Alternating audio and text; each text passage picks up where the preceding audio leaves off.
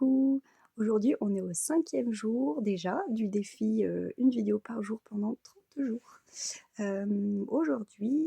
je voulais parler de, la reconnexion à la nature.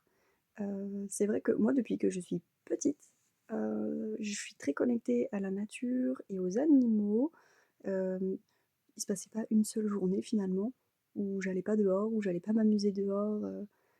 J'avais la chance d'habiter, proche de la campagne, on va dire, dans une petite ville, mais très proche de la campagne. Il se passait pas une journée où j'allais pas m'amuser dehors et finalement je me suis rendu compte à quel point la nature, elle avait eu un rôle, vraiment, majeur dans ma vie, dans le sens où, ça a réussi à canaliser beaucoup d'émotions très fortes que je pouvais ressentir et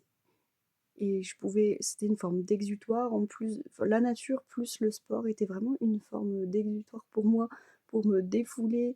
et faire sortir des choses et je me demande si comment j'aurais fait si j'avais pas eu ça? Finalement, j'aurais peut-être adopté d'autres «stratégies» entre guillemets de survie, mais c'est vrai que la nature ça m'a vraiment, fait énormément de bien et de toute façon, même en tant qu'être humain, hein, je pense qu'on est appelé à se reconnecter, le plus possible à la nature et quand on est pris par des fortes angoisses, de l'anxiété, je dirais que ça peut avoir un rôle majeur finalement dans votre processus, de guérison pour on va dire calmer, apaiser l'anxiété et ça peut être une clé en tout cas qui peut vous permettre, de d'en sortir, petit à petit et j'en ai pas forcément parlé dans ma deuxième vidéo du coup, sur le deuxième jour quand j'ai parlé des rituels et des rituels et des pratiques à faire le matin au réveil, mais c'est une des choses que vous pouvez faire également en vous exposant à la lumière, mais c'est simplement de prendre un manteau et puis d'aller, vous balader tranquillement. Parce que c'est vrai que ça met le corps en route quoi pour, la journée et puis ça fait surtout baisser, les hormones de stress et c'est vrai que, c'est, heu, c'est une pratique qui peut être, envisagée également et qui fait énormément de bien. Hem et oui, il y a eu beaucoup d'études qui ont été faites d'ailleurs sur, l'importance, de la connexion à la nature, l'importance de prendre ce qu'on appelle les bains de forêt. Il y a beaucoup de livres et d'ouvrages à ce sujet-là et qui expliquent scientifiquement, parlant pourquoi, justement, la nature, quel est son rôle dans notre gestion du stress du quotidien et cetera.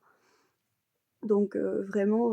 moi je vous incite à voilà, à aller marcher en nature le plus possible. Vous pouvez d'ailleurs, très bien, faire une forme, de méditation en marchant. Finalement la méditation, on a toujours l'impression que c'est, voilà, on s'assoit quelque part et on ferme les yeux et on ne pense à rien. Mais en fait la méditation c'est pas ça du tout et ça peut être simplement, heu, le fait d'aller se balader et de penser à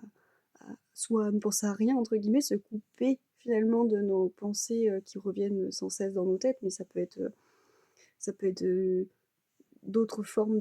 enfin la méditation en tout cas, ça peut être juste, marcher voilà, se balader et penser à plein de choses, positives. C'est une forme de méditation aussi finalement. Donc je vous invite vraiment à le faire et puis, il y a des pratiques aussi qui sont assez intéressantes je trouve, mais qui seront peut-être plus, liées à de l'art-thérapie, mais, en contact de la nature, ce qu'on appelle le land art. C'est-à-dire c'est, de l'art qu'on fait avec, le paysage qui est environnant et ce qui se fait beaucoup, d'ailleurs en nature, en forêt et cetera et c'est très, très sympa et ça je pense que je l'aborderai dans des prochaines vidéos également. Parce que je trouve que c'est très,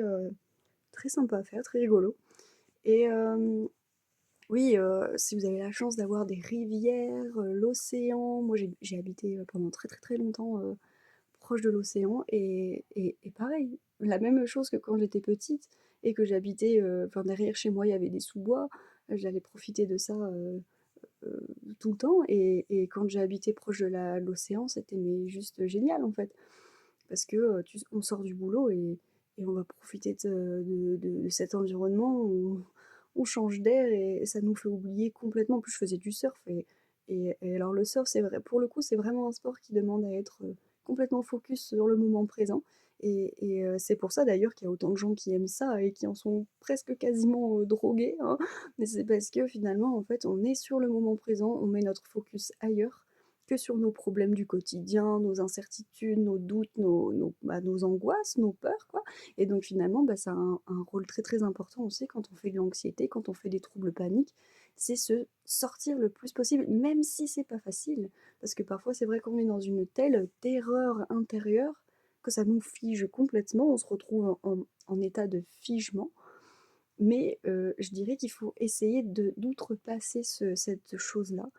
et il faut vraiment essayer de sortir de ça et d'aller voilà, de pratiquer le plus possible des choses qui, vous savez, vont vous faire du bien sur le long terme. Donc je sais que c'est pas forcément toujours évident, mais il faut absolument ne pas rentrer dans ce cercle vicieux de, je suis terrorisée, je me sens pas capable, aujourd'hui,